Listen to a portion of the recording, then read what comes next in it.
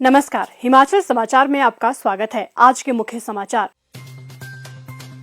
मुख्यमंत्री ने गोविंद सागर झील में जल क्रीड़ा गतिविधियों का किया शुभारंभ। मुख्यमंत्री ने टांडा मेडिकल कॉलेज के ट्रॉमा सेंटर लेवल 2 का किया उद्घाटन। मुख्यमंत्री ने बिलासपुर में प्रदेश की पहली डिजिटल लाइब्रेरी का किया शुभारंभ। मुख्यमंत्री ने कहा, प्रत्येक विधानसभा क्षेत्र में विकसित होंगे आदर्श स्वास्थ्य संस्थान।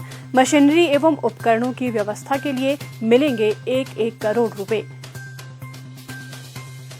टोंगलेन की मोबाइल क्लिनिक बस सेवा को हरी झंडी दिखाकर किया रवाना। मुख्यमंत्री ने कहा, हिमाचल के लोगों का है आने वाला समय। और अब समाचार विस्तार से।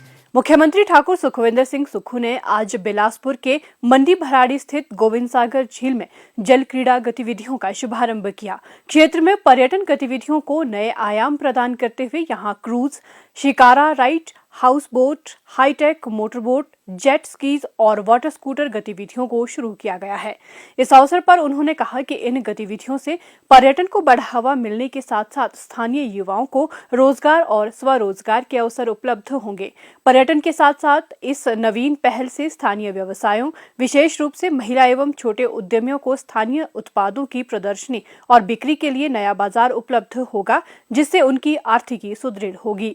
बिलासपुर को पर्यटक स्थल के रूप में उभारने के लिए मुख्यमंत्री ने कहा कि धार्मिक, ग्रामीण और इको पर्यटन के साथ साथ जल आधारित गतिविधियों को प्रोत्साहित कर बिलासपुर को केरल और गोवा की तर्ज पर आकर्षक पर्यटन स्थल के रूप में विकसित किया जा रहा है। मुख्यमंत्री ने कहा कि जिला की नैसर्गिक सुंदरता, सांस्कृतिक धरोहर और साहसिक गतिविधियों को प्रदेश सरकार बढ़ावा दे रही है, जिसके फलस्वरूप प्रदेश के पर्यटन मानचित्र पर बिलासपुर अपनी एक विशेष पहचान बना रहा है। अभी हमारी सरकार को 2 साल पूरा होने में अभी 1.5 महीना है और 31 तारीख को दिवाली का शुभ अवसर है। इस अवसर पर मैं हिमाचल वासियों को भी दीपावली की बहुत शुभकामनाएं देता हूं। लेकिन जो लोग हमारे हिमाचल के काफ़ी लोग गोवा जाते थे, चंडीगढ़ हरियाणा के लोग गोवा जाते थे, क्रूज का आनंद लेते थे। हमने ये सुविधा आज बिलासपुर में उपलब्ध करवा दी है। हिमाचल प्रदेश में 75 साल में पहला क्रूज की कोई योजना यहाँ शुरू की आज़ादी के बाद की तो बिलासपुर है। जेट स्की है, शिकारा है, तो ये सब सुविधाएं हम करवा रहे हैं। शुरू में अभी थोड़ा इसको उभरने में टाइम लगेगा, लेकिन मेरा मानना है कि आने वाले समय में बिलासपुर एक बहुत बड़ा टूरिज्म के हब के लिए, वाटर एडवेंचर स्पोर्ट्स के लिए एक बहुत बड़ा केंद्र बन जाएगा। जब टूरिज्म बढ़ता है तो बिलासपुर के लोगों की आर्थिक स्थिति भी मजबूत होगी, उनके पास ज़्यादा पैसा आएगा और लोगों को सुविधा मिलेगी।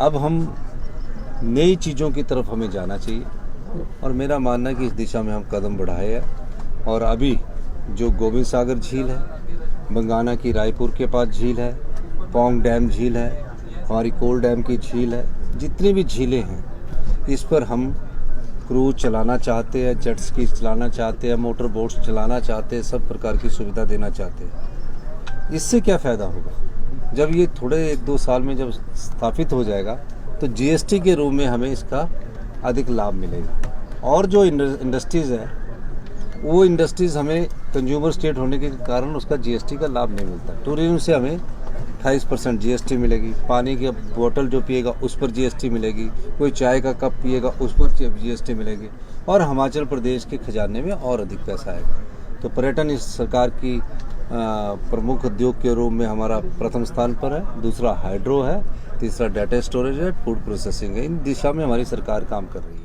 मुख्यमंत्री ने कहा कि बिलासपुर जिला प्रशासन को कोल डैम जलाशय पर क्रूज और शिकारा संबंधी गतिविधियां शुरू करने के लिए निविदा प्रक्रिया शुरू करने के निर्देश दिए गए हैं। इस महत्वाकांक्षी परियोजना के तहत बिलासपुर जिले के हरनोड़ा से शिमला जिला के ततापानी तक 30 किलोमीटर का एक सुंदर क्रूज मार्ग विकसित किया जाएगा। ये जल मार्ग पर्यटकों को एक अविस्मरणीय यात्रा का अनुभव प्रदान करेगा। पर्यटक कोल डैम के माध्यम से शिमला की ओर एक यादगार क्रूज की सवारी सवारी का आनंद ले सकेंगे। प्रदेश में पर्यटन की नवीन गतिविधियों को प्रोत्साहन प्रदान करने के उद्देश्य से मुख्यमंत्री ने जेट स्की पर एक रोमांचक सवारी और क्रूज की यात्रा का आनंद लिया। मुख्यमंत्री हिमाचल को देश के पसंदीदा गंतव्य के रूप में विकसित करने के लिए साहसिक गतिविधियों को बढ़ावा दे रहे हैं। मुख्यमंत्री ठाकुर सुखविंदर सिंह सुक्खू ने सोमवार को कांगड़ा जिला में डॉक्टर राजेंद्र प्रसाद राजकीय आयुर्विज्ञान महाविद्यालय टांडा में 10 करोड़ 27 लाख रुपए की लागत से निर्मित ट्रॉमा सेंटर लेवल 2 का उद्घाटन किया। इस अवसर पर उन्होंने कहा कि इस ट्रॉमा सेंटर में मशीनरी और उपकरणों की खरीद पर 6 करोड़ रुपए, निर्माण कार्यों पर 1 करोड़ 50 लाख रुपए और अन्य संबद्ध सेवाओं पर 2 करोड़ 77 लाख रुपए खर्च किए गए हैं। मुख्यमंत्री ने कहा कि ट्रॉमा सेंटर के लिए विभिन्न श्रेणियों के 95 पद स्वीकृत किए गए हैं। इनमें न्यूरो सर्जन का 1 पद, एनेस्थेटिस्ट के 3 पद, ऑर्थोपेडिक सर्जन का 1 पद, कैजुअलिटी मेडिकल अधिकारी के 8 पद, स्टाफ नर्स के 40 पद, नर्सिंग अटेंडेंट के 16 पद, ऑपरेशन थिएटर टेक्नीशियन के 5 पद, रेडियोग्राफर के 4 पद, लैब टेक्नीशियन के 2 पद तथा मल्टीटास्क वर्कर के 15 पद शामिल हैं। उन्होंने कहा कि 72 पदों पर नियुक्ति की जा चुकी है तथा शेष पदों पर नियुक्ति की प्रक्रिया जारी है। टांडा मेडिकल कॉलेज में स्वास्थ्य विभाग के अधिकारियों के साथ समीक्षा बैठक की अध्यक्षता करते हुए मुख्यमंत्री ने कहा कि राज्य सरकार हिमाचल प्रदेश के सभी मेडिकल कॉलेजों में चरणबद्ध तरीके से सुविधाओं को बढ़ा रही है। सरकार का उद्देश्य प्रदेश में उच्च गुणवत्ता युक्त उपचार विकल्प प्रदान करना है ताकि मरीजों को कहीं और महंगे उपचार की आवश्यकता न पड़े।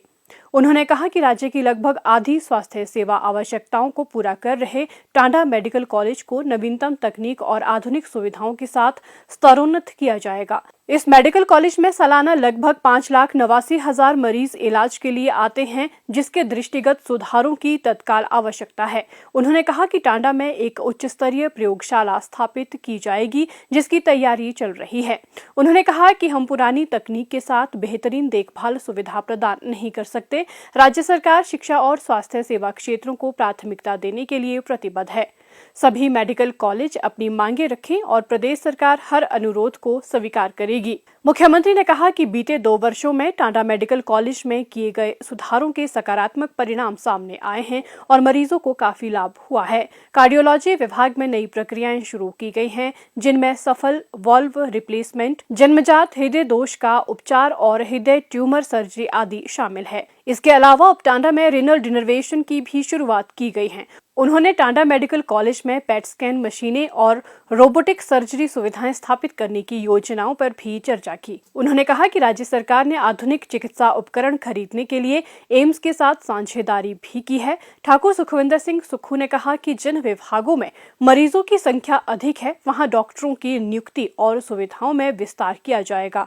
उन्होंने कहा कि डॉक्टर मरीज अनुपात में सुधार के लिए साक्षात्कार चल रहे हैं तथा नर्सों और पैरामेडिकल स्टाफ की भर्ती प्रक्रिया जारी है। उन्होंने कहा कि टांडा मेडिकल कॉलेज के कर्मचारियों के लिए कार्यस्थल पर बेहतर माहौल और आवासीय सुविधाएं प्रदान करने के लिए नए आवासीय परिसर का निर्माण किया जाएगा। मुख्यमंत्री ठाकुर सुखविंदर सिंह सुक्खू ने आज बिलासपुर में राज्य की पहली डिजिटल लाइब्रेरी का उद्घाटन किया। ये पुस्तकालय विभिन्न सुविधाओं से सुसज्जित है और इसमें 40 व्यक्तियों के बैठने की व्यवस्था की गई है। इस अवसर पर उन्होंने कहा कि डिजिटल लाइब्रेरी में विभिन्न प्रकार की लगभग 2500 पुस्तकें उपलब्ध करवाई गई हैं, जिनमें ऑफलाइन माध्यम से 1ली से 12वीं कक्षा तक की NCERT और CBSE की पुस्तकें शामिल है। इसके अतिरिक्त कॉलेज के पाठ्यक्रमों, प्रतियोगी परीक्षाओं और विभिन्न शैक्षिक पुस्तकें डिजिटल लाइब्रेरी में पाठकों के लिए उपलब्ध होंगी। ठाकुर सुखविंदर सिंह सुक्खू ने कहा कि डिजिटल लाइब्रेरी पाठकों को टच स्क्रीन डिवाइस, सर्वर और सोशल मीडिया प्लेटफॉर्म के माध्यम से निशुल्क पठन सामग्री उपलब्ध करवाएगी। इस लाइब्रेरी को एक स्मार्ट प्रबंधन प्रणाली RFID तकनीक से सुव्यवस्थित किया गया है। पाठकों की सुविधा के लिए उन्हें ID कार्ड जारी किया जाएगा, जिसे लाइब्रेरी में प्रवेश करने के लिए स्कैन करना आवश्यक होगा। विद्यार्थियों के लिए जिला पुस्तकालय में एक बड़ा रीडिंग हॉल, एक ई-लाइब्रेरी, कंप्यूटर, टैबलेट, उपयुक्त फर्नीचर और अन्य आवश्यक सुविधाएं उपलब्ध करवाई गई हैं। सुरक्षा के दृष्टिगत पुस्तकालय में सीसीटीवी प्रणाली को स्थापित किया गया है। डिजिटल लाइब्रेरी में मुख्यमंत्री ने विद्यार्थियों से बातचीत की। मुख्यमंत्री ने 1,67,00,000 रुपए की लागत से निर्मित सतर्कता और भ्रष्टाचार निरोधक ब्यूरो बिलासपुर के नए भवन का भी उद्घाटन किया। मुख्यमंत्री ठाकुर सुखविंदर सिंह सुक्खू ने कहा कि आम जनमानस को घर द्वार के निकट उत्कृष्ट स्वास्थ्य सेवाएं उपलब्ध करवाने के लिए प्रदेश सरकार प्रतिबद्ध है। इसके लिए प्रत्येक विधानसभा क्षेत्र में एक स्वास्थ्य संस्थान को स्तरोन्नत कर आदर्श स्वास्थ्य संस्थान के रूप में विकसित किया जा रहा है, जिसमें मशीनरी एवं उपकरणों की व्यवस्था के लिए 1 करोड़ रुपए उपलब्ध करवाए गए हैं।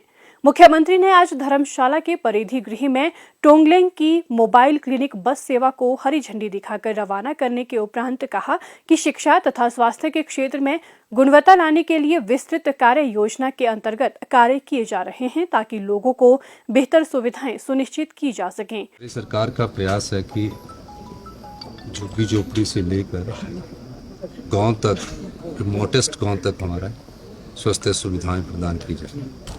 पिछले 5 वर्षों में जो हेल्थ सेक्टर का नुकसान हुआ है बहुत अधिक हुआ है।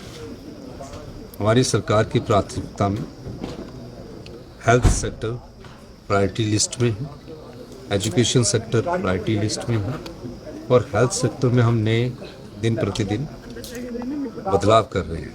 मेडिकल सेक्टर में पैसे की कोई कमी नहीं है, एजुकेशन सेक्टर में पैसे की कोई कमी नहीं है निश्चित तौर पर, लेकिन क्वालिटी हेल्थ सिस्टम होना चाहिए, क्वालिटी एजुकेशन सिस्टम होना चाहिए।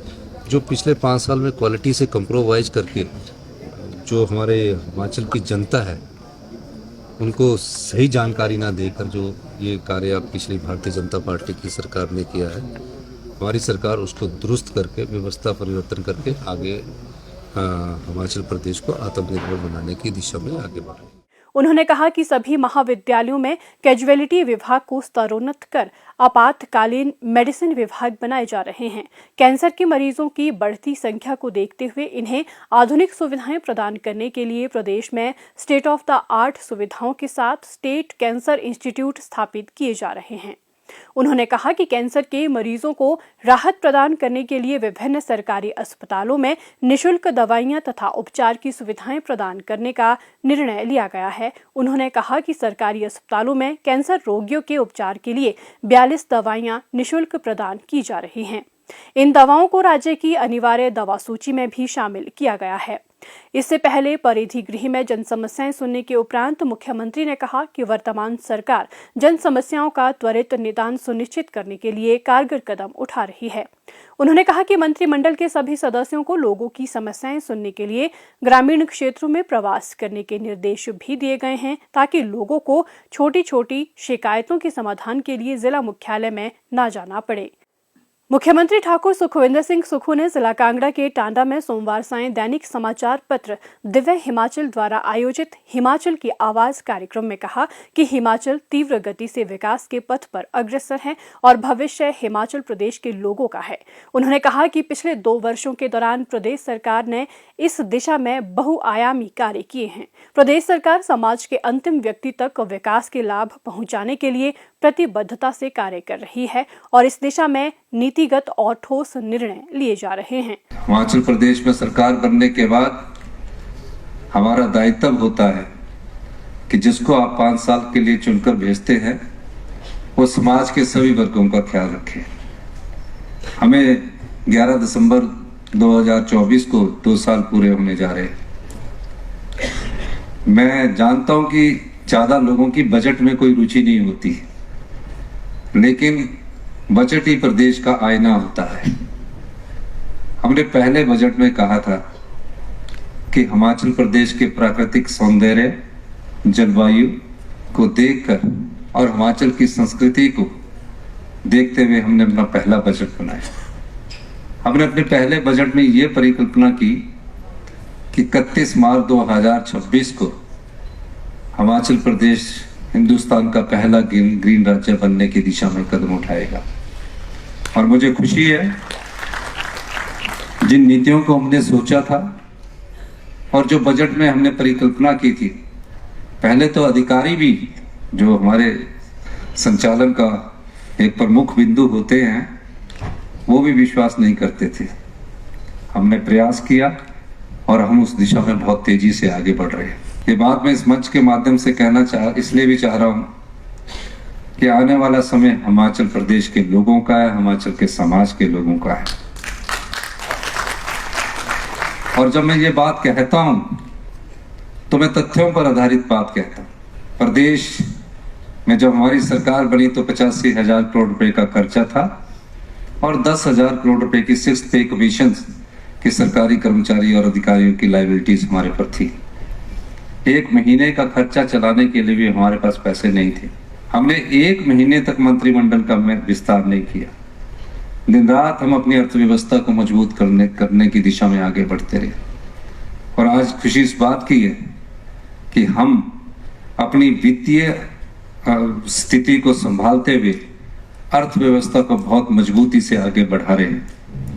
और किसी प्रदेश की अर्थव्यवस्था जब बढ़ती है तो समाज के सभी अंतिम व्यक्ति तक हमारी पहुंचती है। हमें नीतिगत बदलाव के दौर से गुजर रहे हैं। आपने देखा होगा, हमेशा मैं कहता हूं कि हम व्यवस्था परिवर्तन के लिए आए हैं। हम सत्ता सुख के लिए नहीं आए। अगर सुख ही रखना था तो 5 साल सत्ता में रहते, कोई फैसले ना करते, रूटीन्स गवर्नमेंट चली रहती। रूटीन गवर्नमेंट्स के माध्यम से क्या होना था कि हमारा स्तर नीचे तक पहुंच जाना था। मुख्यमंत्री ने कहा कि प्रदेश सरकार वॉक इन इंटरव्यू के माध्यम से 900 नर्सों और चिकित्सकों की नियुक्ति कर रही है और शिक्षा के क्षेत्र में गुणात्मक सुधार किए जा रहे हैं। मुख्यमंत्री ने कहा कि बेसहारा बच्चों को सहारा देने के लिए प्रदेश सरकार ने 6,000 बेसहारा बच्चों को चिल्ड्रन ऑफ द स्टेट के रूप में अपनाया है। उनके लिए सुख आश्रय कोष की स्थापना की गई है, जिसमें 110 करोड़ रुपए का अंशदान प्राप्त हुआ है। राज्य सरकार विधवाओं के 23,000 बच्चों को निशुल्क शिक्षा प्रदान कर रही है। प्रदेश सरकार ने हाल ही में नशे के कारोबारियों के विरुद्ध अभियान शुरू किया है। इसके अलावा जिला सिरमौर के पच्छाद विधानसभा क्षेत्र के कोटला बड़ोग में राज्य स्तरीय नशा निवारण एवं पुनर्वास केंद्र स्थापित किया जा रहा है। दिव्यांग जनों को उच्च शिक्षा प्रदान करने के उद्देश्य से जिला सोलन के कंडाघाट में उत्कृष्टता केंद्र स्थापित किया जा रहा है। प्रदेश के प्राकृतिक संसाधनों के बारे में मुख्यमंत्री ने कहा कि सतलुज जल विद्युत निगम 67,000 करोड़ रुपए की कंपनी बन गई है, जबकि हिमाचल प्रदेश का वार्षिक बजट 58,000 करोड़ रुपए है। उन्होंने कहा कि प्रदेश के संसाधनों को नष्ट नहीं होने दिया जाएगा। सतलुज जल विद्युत निगम प्रदेश सरकार की शर्तों की अनुपालना नहीं करता है तो इस स्थिति में राज्य सरकार तीनों परियोजनाओं का अधिग्रहण करेगी। प्रदेश सरकार शानन परियोजना भी पंजाब सरकार से वापस लेगी। दिव्य हिमाचल द्वारा आयोजित हिमाचल की आवाज कार्यक्रम की सराहना करते हुए मुख्यमंत्री ने कहा कि इस तरह के कार्यक्रम प्रतिभा और लोक संस्कृति के संवर्धन में महत्वपूर्ण भूमिका निभाते हैं। इस कार्यक्रम के आयोजन के लिए समाचार पत्र को बधाई देते हुए उन्होंने कहा कि इस पहल से कलाकारों और युवाओं को समाज के कल्याण के लिए काम करने की प्रेरणा मिलेगी। मुख्यमंत्री ने हिमाचल के वरिष्ठ वर्ग में जिला मंडी के सर्वज्ञ शर्मा विजेता, जिला कुल्लू की उर्मिला सोनी फर्स्ट रनरअप और धर्मशाला की दीक्षा चौहान को सेकंड रनरअप तथा कनिष्ठ वर्ग में जिला हमीरपुर की प्रकृति शर्मा को विजेता, जिला कांगड़ा के ललित वालिया फर्स्ट रनरअप और जिला हमीरपुर की गरिमा डगवाल को सेकंड रनरअप के पुरस्कार से भी नवाजा। हिमाचल समाचार देखने के लिए सब्सक्राइब करें यूट्यूब चैनल हिमाचल समाचार, लाइक करें Facebook page information and public relations department Himachal Pradesh और सीएमओ हिमाचल। फॉलो करें x@DPRHP और सीएमओ हिमाचल। फॉलो करें इंस्टाग्राम @DIPR हिमाचल और सीएमओ हिमाचल। विजिट करें वेबसाइट www.himachalpr.gov.in। इस अंक में इतना ही। कल फिर होगी मुलाकात। दीजिए इजाजत। नमस्कार।